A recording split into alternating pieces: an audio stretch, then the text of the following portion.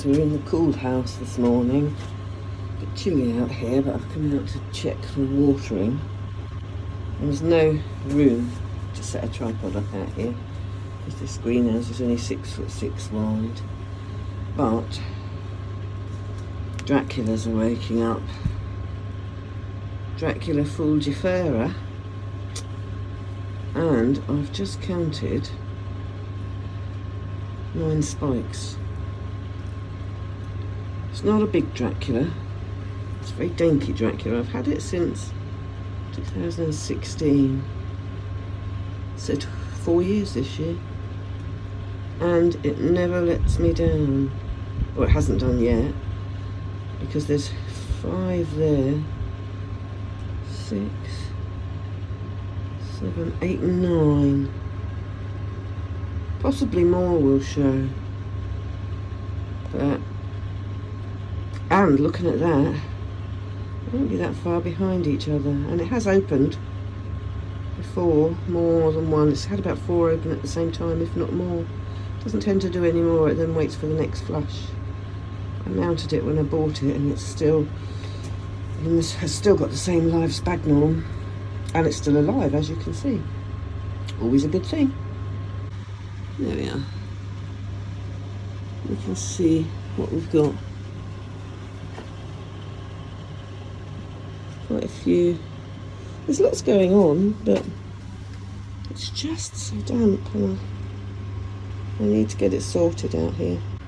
Here's just a quick look, because I found today that Masdevallia coccinea xanthina has thrown up 3 flower spikes. One there,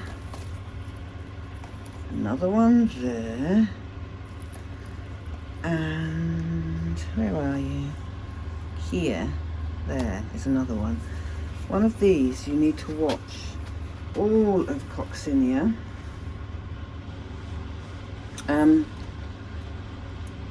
You have to watch them like hawks when they're in the process of a flower spike in a sheath. There's a flower spike in this sheath here that you can't see yet. This one.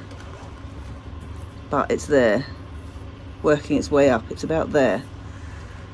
But luckily, because this one's got such long sheaths on it, it will come out okay. But what coccinea loves to do is crinkle the sheaths up so that it won't let go of the leaves, the flower spikes straight away, and then they tend up to be distorted, and then you tend to break them because you can't straighten them. Mick was saying yesterday or the day before in his video that I watched that he had a problem with Carol Tarlow doing it. Well, Carol Tarlow, one of the parents, is Masdevallia coccinea.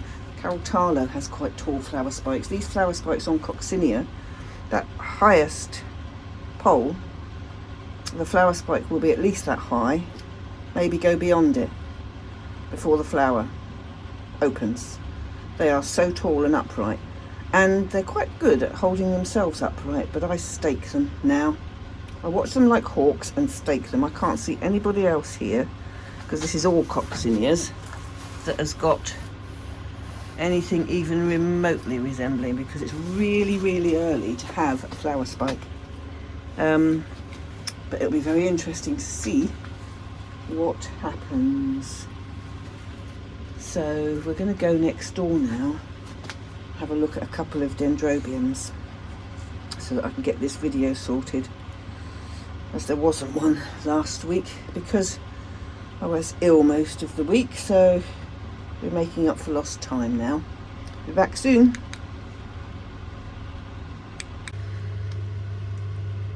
And look what we have open in the small Masdevallia house. I shouldn't say that because it's got Draculas in as well. Should we say the pleurathalid house? We'll rename it for filming. It is the pleurathalid house. The delightful Dracula Vampira, who has graced us with its presence. He's a fussy tyke. He doesn't like being moved. He doesn't like being upset. He doesn't like being repotted. I have a friend in the Orchid Society who grows vampiras like weeds, and he split them so many times. He must have at least 12 baskets with Vampiras in. They've always been temperamental for me, but so long as you let them do their own thing. This one is a beauty. I can't remember how old this one is, but he is one of the new ones after my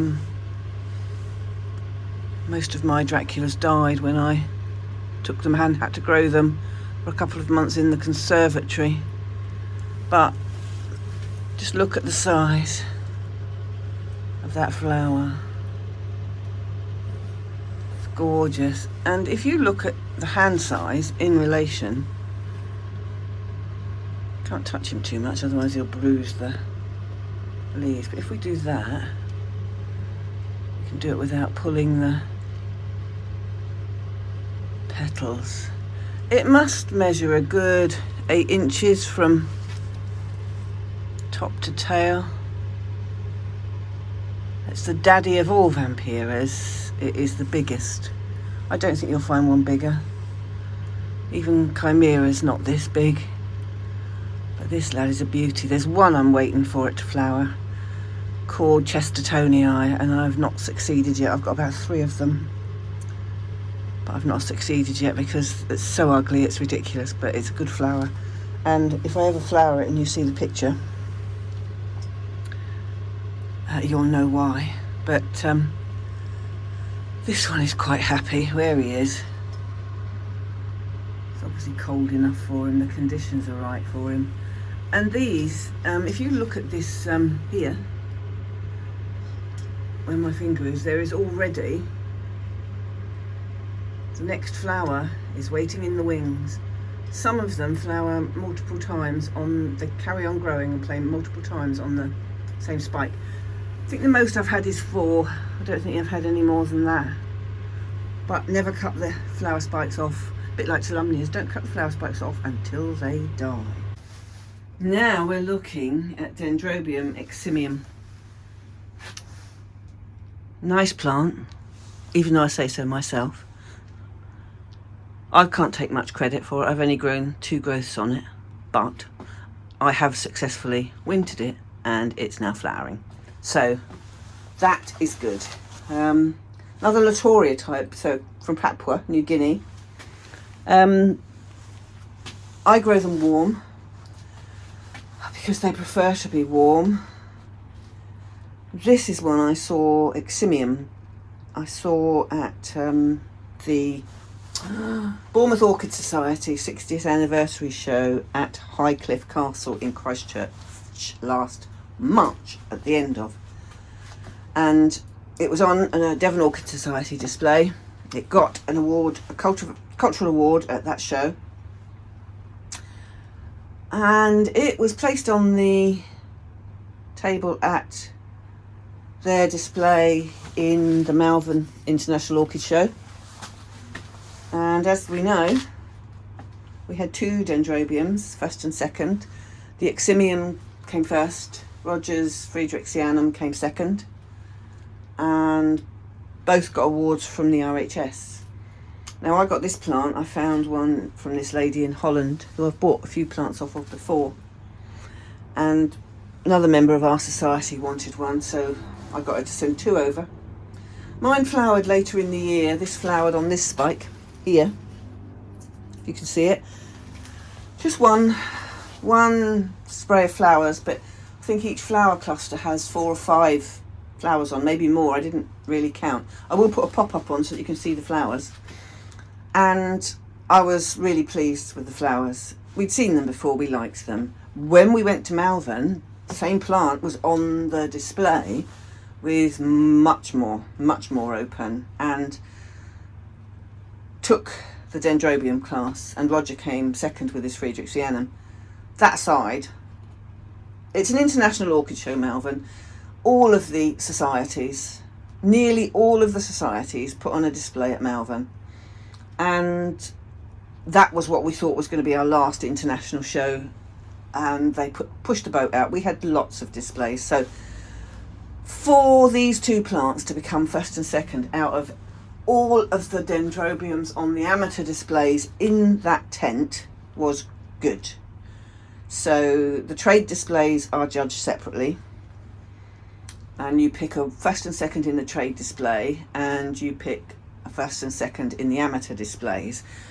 And then the winners of the amateur displays are judged, all the generas are judged for a best in show. Can't actually remember what got the best in show. Don't think it was the Dendrobium, but I wouldn't like to say without looking at the book. But this has put up 4 flower spikes. These are last year's canes, that one. There's 4 of them. The new canes. Those were the established canes before. That was the one it flowered on. These have each got a flower spike on. And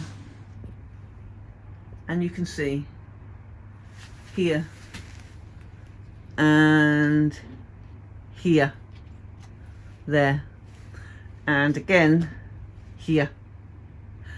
And then when you look closer, if I bring this forward,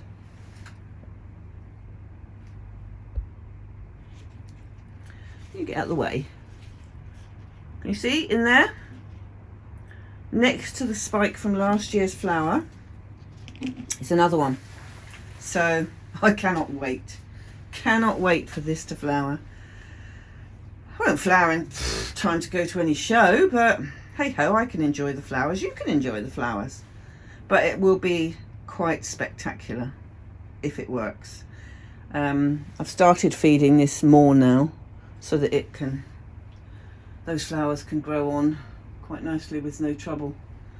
And I'm going to actually stake this later so that I can bring in all of these canes and not have them spreading quite so much, because I think it'll look better once the flowers are open. Now we're back in the warm house after the quick visit to the cooled house, and we're looking at Dendrobium aberrans, miniature Dendrobium, Papua New Guinea, warm grower, likes to be warm in here, has grown well. It's a lovely clumping plant. It's got several flowers. This is the first flowering. I've had it just over a year. But I think what I'm going to do, judging by its habit, I'm going to mount it, because I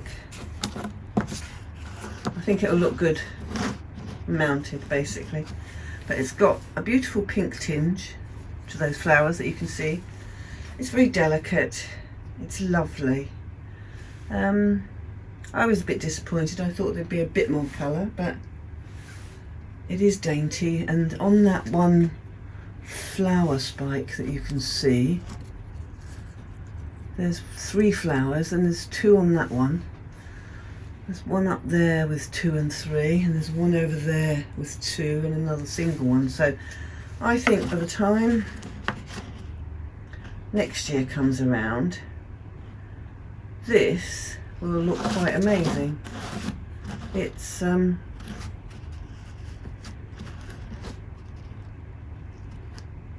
quite dainty, really, really dainty. It's used in several of the Latoria Dendrobiums from Papua. It's used with Rhodostictum, it's used with Alexandre. There's a few hybrids knocking about, but most of them come out with the pattern because it'll override, genetics wise, it'll override the heavy patterns on the Latorias. So there's some very interesting ones. Roger had some lovely ones before. He had problems with them last winter. Let's just hope his recover, or the ones he's got left recover, because they're harder to get at the moment. But I like this, and I think it'll be good as an adult, as a established plant. But for me, I would like a bit more colour. on it, but still nice, I think. Right, here we go, the last bit. Just catching up with this Gowan's Tangello, which is Dendrobium millinianthum crossed with Dendrobium millinianum. Came over from Ecuador last year. Still kept lots of its leaves, and it's got several old spikes. It's not annually deciduous, but it is a deciduous plant, and we have got in there a cluster of blooms. We have got 2 clusters there, and there, where are you? There. You can see 1 cluster on one, which is this one here, and then on this short deciduous leaf there's 2, and this is the leaf that had the flower clusters on when I got it, which actually flowered after surviving the trip from Ecuador to Germany and then from Germany to here. And there on a tiny deciduous is, come back, where is it? There it is. There's another tiny cluster, so that needs feeding more. So there is 6+ clusters going to be on this plant, and they were stunning last year, coming all that journey with in bud and then actually opening the flowers that I would thought they would have bought. And it's actually, well, I'll put a pop-up of the clusters because I've got 1 or 2, I think, so you can see, because I did post a picture at the time on Roger's group. But I am pleased with those. I'm going to have more clusters there, more on the clusters there, but that's going to be a good show. And bear in mind it was in flower October, till October at least, and here we are January. It's having some more, and it's also put up there 1, 2, 3 new growths. There's one that was put out before, which is that one. That one was last year's. So, oh, right up there, there's another one. Look where my thumb is. In there. There's another one. It's coming everywhere. So we need to start throwing the feed at that one, I think. But I'm going to leave it there because I need to get this processed. Otherwise people will think I've vanished off the face of the earth. They might not miss me, to be fair, but they might. And I've done a different few because things are happening. So I really want to try and get this posted tomorrow. So I'll process it later tonight. See if I can do it first thing in the morning. Provided I have no troubles with the computer. Because my husband's not here and he normally fixes things when I can't. But who knows? We shall see. Lynn might be able to do it. You never, ever know. Stranger things have happened, haven't they? Look at that. All 5 spikes open. I won the points competition on Friday and ended up with 38 out of 40, I think. So I was pleased, and I think even the odd ones have opened now. So I'm going to take it to the Wessex this week and see what happens there. You never know, we might make it a double. Bye for now then, thanks for watching. And please like and subscribe if you haven't subscribed. I'd really appreciate it. See you soon. Bye bye.